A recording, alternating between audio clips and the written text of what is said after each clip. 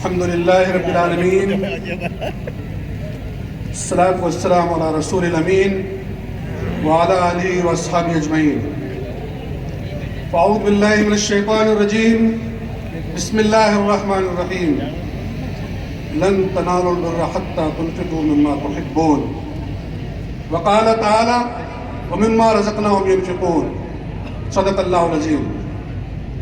کچھ بات ہے کہ ہستی مٹتی نہیں ہماری، صدیوں رہا ہے دشمن دورے جہاں ہمارا.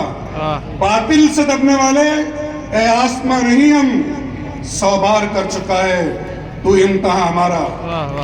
امت مسلمہ کے غیور بھائیوں اور عفت ماں بہنوں، اس موقع سے جو باتیں آ رہی ہیں میں یہ راجہ اور بادشاہوں کی دی ہوئی زمینیں نہیں ہیں. اللہ نے فرمایا تم اس رب پر ایمان رکھتے ہو جس نے فرمایا تم میں سے کوئی شخص اس وقت تک ایمان والا نہیں ہو سکتا جب تک کہ اپنی محبوب ترین چیز اللہ کی راہ میں قربان نہ کر دے.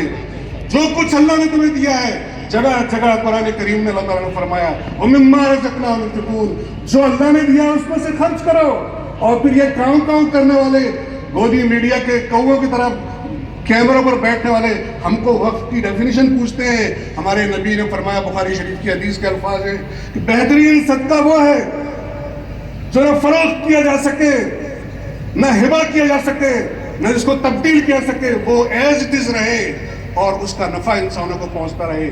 چنانچہ سب سے پہلا وقت کعبۃ اللہ ہے، پھر مسجد نبوی ہے، اور اس طرح سے وہ سمپتی جو دے کر کے خرچ کر دی جائے اس چل سمپتی کے علاوہ وہ اچل سمپتی جو مسجد کی شکل میں، جو مدرسے کی شکل میں، جو خانقاہ کی شکل میں، جو قبرستان کی شکل میں، جو یتیم خانے کی شکل میں، جو امام باڑے کی شکل میں محفوظ کر دی جائے اور اس سے انسان فائدہ اٹھا سکے اور اللہ کی بات کر سکے، وہ پراپرٹی وقف کہلاتی ہے. جس کو روک لیا جائے یہ پراپرٹی پوری دنیا میں تھرو آؤٹ دا ورلڈ سب سے بڑا ڈونیشن جس کو وقف کہا شریعت کی اصطلاح نے وہ امت مسلمہ نے دیا ہے، امت مسلمہ کے غیور لوگوں نے دیا ہے. اور وہ اس لیے دیا ہے کہ وہ ثواب جاریہ ہے، وہ موت تک قیامت تک جب تک اس سے انسان فائدہ اٹھاتا رہے گا تب تک اس سے جو ہے اس کو ثواب ملتا رہے گا اور وہ اس دنیا کے بعد جنت میں اس کو اس کا ثواب ملتا رہے گا. اس لیے وقف کیا گیا ہے.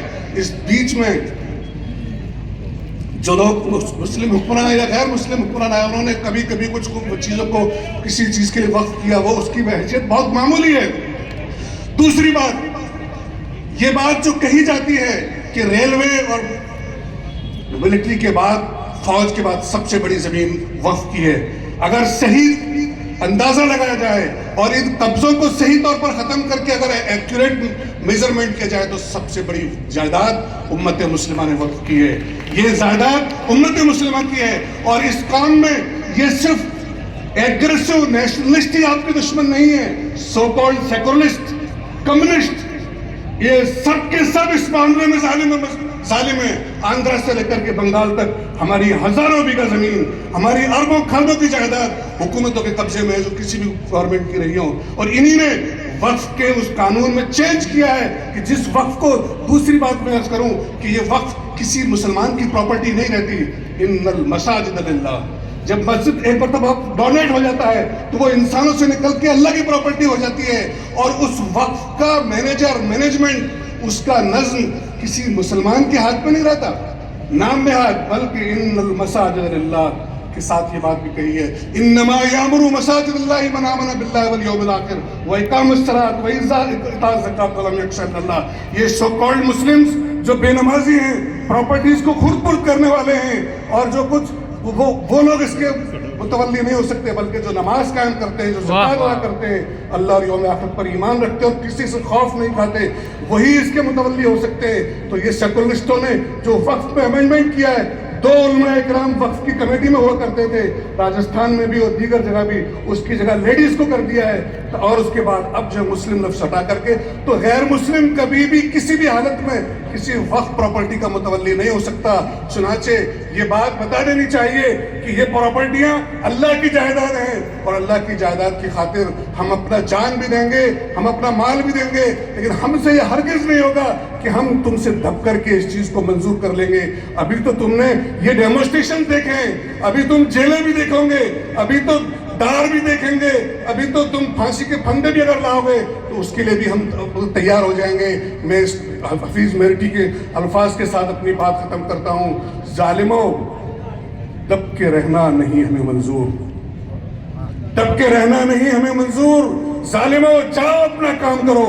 ہم کسی بھی قیمت پر تمہارے وقت بالکل اس کو نہیں مانتے اور ہم آخری درجے تک تم سے اس کے لیے تیار ہیں. تم جیسے بہت فرعون و نمرود آئے اور اس ہستی سے مٹ گئے, لیکن یہ اللہ کی وقف جائیدادیں قیامت تک باقی رہیں گے انشاءاللہ تعالیٰ, اور ان کو کوئی ہم سے چھین نہیں سکتا. اللہ تعالیٰ تو ہی ہمارا حامی اور ناصر ہے. تو ہمارے اکابرین کو اور ہماری امت مسلمہ کے لوگوں کو غیرت عطا فرما, نصرت عطا فرما, اور جس طرح سے فلسطین کے مجاہدین بیت المقدس کی بازیابی کے لیے قربانیاں دے رہے ہیں, ہندوستان کے غیور مسلمانوں کو وہ جذبہ عطا فرما اور نصرت فتح عطا فرما. آمین. وآخر دعوانا ان الحمدللہ رب العالمین.